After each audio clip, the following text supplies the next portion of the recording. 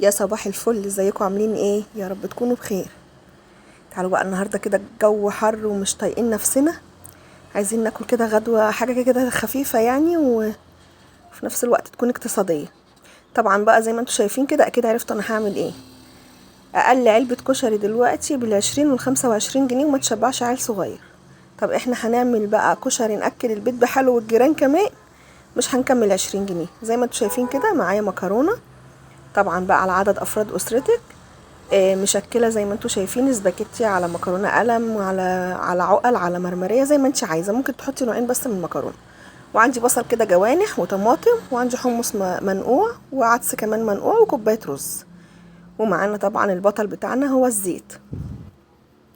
يلا بينا بقى كده نسمي الله ونصلي على رسول الله. كمان معانا البهارات بتاعتنا عباره عن شطه وكمون وكزبره، مش اكتر من كده. والملح طبعا ده حاجه اساسيه. نيجي بقى كده بسم الله الرحمن الرحيم. حطيت كده كميه زيت حلوه محترمه، واديت البصل بتاعي ده معلقه دقيق كده عشان يشرب اي سوائل فيه.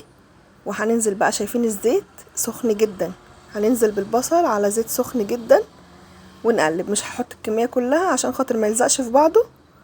انا مش عايزاه يبقى معجن، انا عايزاه يقرمش كده ويبقى طعمه حلو. نفس الوقت طبعا حاطه الطماطم على النار تتسلق، لان الوصفه دي ما تنفعش بالصلصه المعلبه. اهو بصوا زي ما انتوا شايفين، طلعت كده اول دور. بصوا البصلايه مخرفشه وبتقرمش وبتدوب في البق.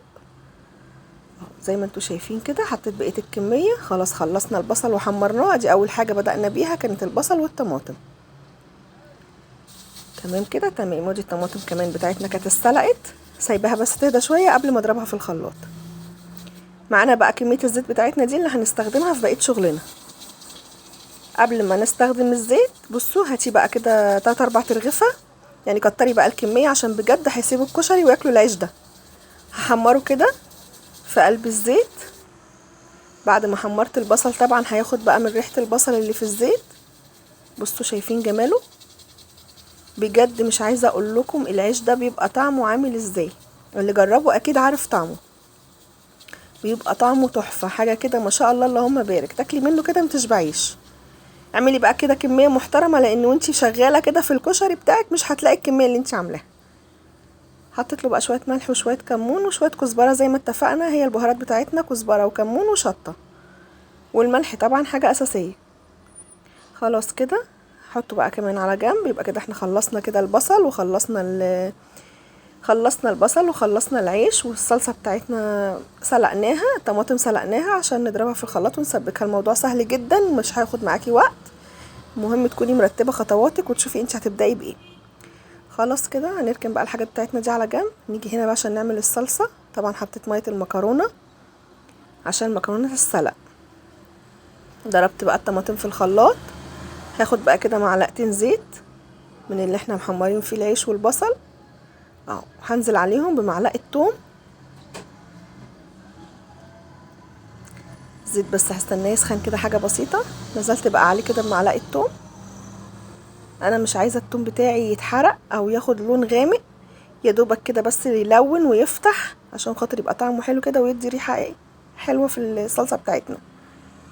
طبعا اللي بيميز بقى صلصه الكشري هي الطماطم المسلوقه. يعني جربي تسلقي الطماطم كده قبل ما تضربيها في شفشق الخلاط، بتدي طعم تاني خالص مختلف. حمر بقى التوم بتاعي كده لحد ما ياخد لون كده على خفيف. زي ما انتوا شايفين كده يا دوبك خد لون على خفيف. كنت بقى ضربت شفشق الطماطم بتاعي، طبعا لسه هضرب كمان شفشق. هزود بقى الصلصه دي، وحطيت كمان معلقه بصل من المتحمر ده، بتودي الطعم في حته تانية. ادي التوم، ادي الكزبره، وادي الكمون، وادي الشطه، والملح طبعا مش هننساه. هنديها بقى تقليبه كده ونسيبها على النار تتسبك. يعني هي تعتبر نص سوا لان احنا سلقينها، فمش هتاخد وقت كتير. حط كمان حوالي معلقتين او 3 من الخل عشان يدي الصلصه بتاعتنا طعم كده وريحه. وادي الملح، وحط كمان معلقه سكر. كده تمام، خلصنا كده الصلصه. نيجي بقى للحمص اللي احنا نقعينه. خدت كده معلقتين صلصه من اللي احنا عاملينها، سلقت فيها الحمص زي ما انتوا شايفين كده. هحط بقى فص توم وهديها ملح وكمون عشان خاطر الحمص ما يبقاش طعمه دلع، يعني يبقى واخد كده طعم كأنك عملتي حمص الشام. في نفس الوقت المية دي هنستخدمها هي تبقى الدقة. نيجي بقى نعمل الرز. انا بحب بقى احط كده ايه يعني حوالي نص كوبايه من لسان العصفور. لو في شعريه كمان متاح ممكن تحطي، بس انا ما كانش عندي شعريه فحطيت لسان عصفور بس انا في العادي بحط لسان عصفور وشعريه مع الرز. خلاص بقى حمرنا لسان العصفور بتاعنا كده وخد لون حلو، وهننزل عليه بكوبايه الرز. ما بكترش رز يا جماعه علشان خاطر انا بحب المكرونه تبقى اكتر، تبقى غالبه اكتر، يعني الرز بتحط حاجه بسيطه.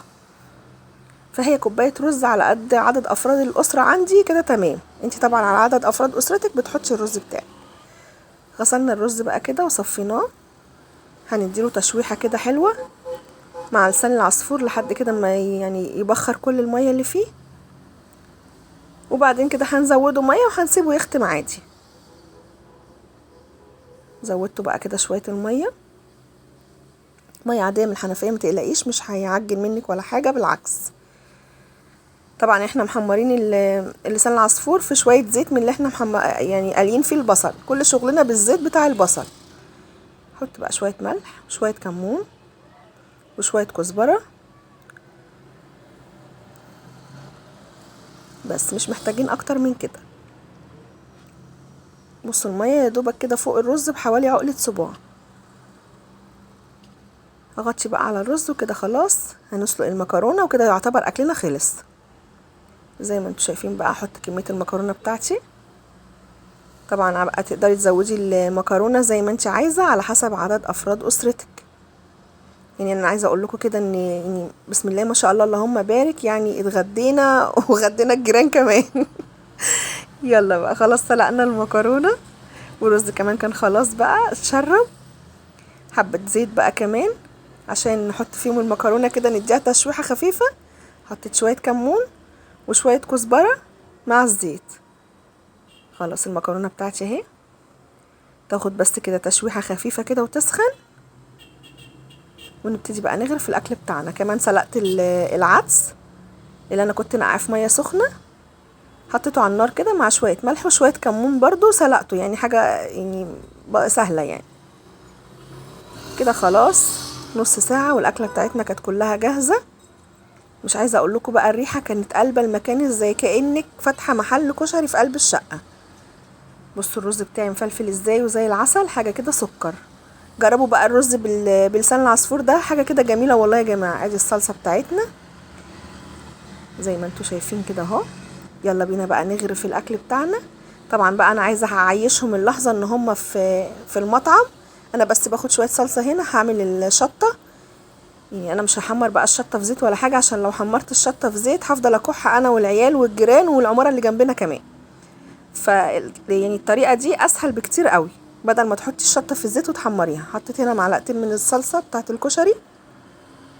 حط بقى عليها كمان الشطه بتاعتي زي ما انت عايزه. الشطه دي يعني مش عايزه اقول لكم سبايسي جدا، فحطي بقى براحتك، يعني حطي الكميه اللي انت عايزاها. يعني شويه كمون وشويه كزبره تمام كده، واحط عليها كمان شويه زيت ونديها تقليبه وكده تمام. احط عليها كمان حوالي معلقه زيت. هنقلب بقى كده تقليبه محترمه. خلاص كده عملنا الشطه بتاعتنا من غير ما نحرق صدرنا ولا نكح ولا نعطس ولا نعمل اي حاجه. طبعا بقى الشطه دي على جنب للكبار فقط، يعني لو في اطفال بلاش ياكلوا السبايسي ده كتير عليهم يعني. خلاص كده خلصنا.